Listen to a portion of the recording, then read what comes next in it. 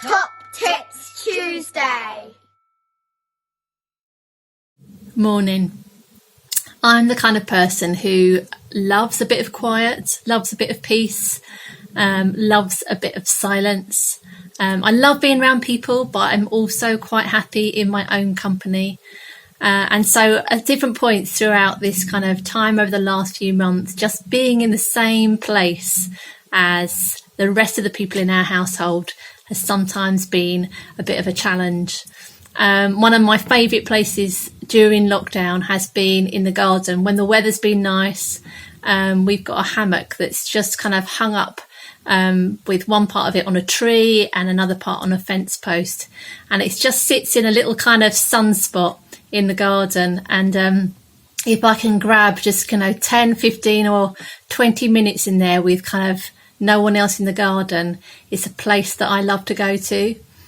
I'm the kind of person who, if you get into a car and people say, "Oh, do you want music on?" I'll be like, "No, it's all right. Let's just be quiet." I love kind of just that chit chat that you can have in the car, but just without music blaring. Don't get me wrong. I also like music at other times, but I really enjoy quiet. And something that I've been doing over the last probably 18 months, couple of years, I've tried to kind of carve into my weekly routine is just to have times of quiet with God, times where I can pray, but actually where I'm not really just not talking at all, where I literally am being quiet. And what I'll do is I'll take myself off into kind of like a favourite little spot. Sometimes it's in the garden, just sitting in a chair. Sometimes it's just sitting up in our bedroom and just having that space, maybe 15 minutes or so, just literally just being quiet in the presence of God. And what I found is that it's not a time where I feel alone or isolated. In fact, quite the opposite. It's a time where I feel a real sense of God's presence. There's an app that I've downloaded on my phone in the recent weeks called Lectio 365. And it's kind of made by the people who run 24/7 prayer organisation. And what comes up on your phone is kind of like just a daily kind of look at different bits from the Bible and just some time to kind of like pause and reflect on what those bits are saying to us. And you can either kind of turn the audio on and listen to someone saying it, or you can literally just read the words yourself at your own pace. And one of the things that they start with, which I love, is this phrase. It says this: "As I enter prayer now, I pause to be still, to breathe slowly, to recenter my scattered senses upon the presence of God." And I love that phrase of recentering our scattered senses upon the presence of God, because, life, there's lots going on for all of us at the moment, isn't there? Lots to process, lots that we're still going through, lots that is still uncertain about the future. And our senses are scattered. We're thinking about lots of those things all the time. And what I found is this practice of silence before God, just recentering my senses upon the presence of God, bringing everything that I am to Him, just in the quiet and in the stillness, has been the most amazing thing.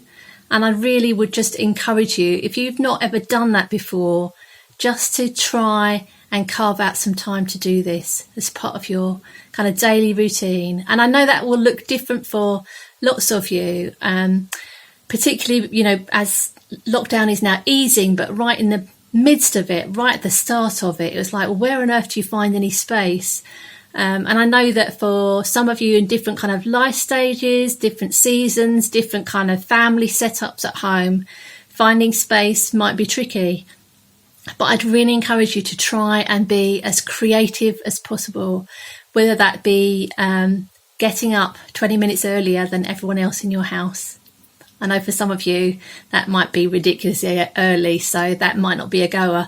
But maybe then thinking about whether there are little pockets in the day you might just be able to grab a little bit of time. I can assure you it'll be the best time spent. Certainly for me over the last couple of years, it's been one of the most impactful things that I've been doing in my walk with God, in my relationship with him. It's a time where he speaks to me, where he brings clarity about things, where he strengthens me, where he brings healing and comfort, all those things, literally where I'm not saying anything at all, but I'm acknowledging that God is with me in that space and asking him to speak, and just in the silence, just to sit and wait for him. One of the psalmists says, better is one day in your courts than 1,000 elsewhere. And, you know, I can't agree more heartily than that. It's a beautiful place to be in the presence of God, to be with Jesus, to feel his Holy Spirit being with you and speaking to you and ministering to you. And, you know, it might be that you're listening to this and you've never, ever tried this before and it feels a little bit weird. I just would encourage you to have a go. Sometimes it might be helpful just to have a bit of a notepad at the side of wherever you are, so that as things come up, because, you know, as we unclutter our minds, we can just put that clutter down on the paper. Just note it down. It means you don't have to think about it at that point. You can come back to it later if it's important. But actually just to create that time and space just to be alone with God. And if you look at the life of Jesus, the person that we follow, he was really good at having time away. He said, come away with me. If he'd had really busy times, he would then, often that was followed by just time alone with him and his Father. It's a space where he was replenished and strengthened and refocused. All those kind of things happen when we're in the presence of God. That silence, I was thinking the other day, it was a really hot week a couple of weeks ago, and we had our bedroom window open throughout the night. And I woke, I don't know, maybe about 4 a.m, maybe a little bit before then. And the sound of the birds outside was amazing. Just so many different kind of birds. I don't know anything about birds, but I was just astounded by the kinds of different bird call you could have, and the volume. It was so loud with the window open. There was just this clarity about the sound. And I think that happens when we're in quiet, when we have times of silence with God. There can be clarity that comes. I was thinking about another image of silence, and when there's completely opposite side of the seasons, but when there's been fresh snow that has fallen and it blankets everywhere, and you can't hear the traffic, the noise of the traffic, and it's like everything is just blanketed with this peace. That also happens when you have these times of silence with the Lord. Just his peace comes. So I want to encourage you to find a favourite spot, find a place, find a time, and see if you can build that into your week and create space for it. Be intentional about trying to make that happen, because it's easy for it not to happen if we're not intentional about it. It might be that, if you're someone who puts reminders or things in your phone, even to actually put it in your diary that you're going to have a bit of space, you're going to have 20 minutes during this day at this time, and see if you can build that into a regular pattern. And certainly if you want a bit of structure about that time of silence, then I'd encourage you to use that Lectio 365 app. Just download it. It's brilliant. There are others out there that are similar, but I've found this one I've really enjoyed.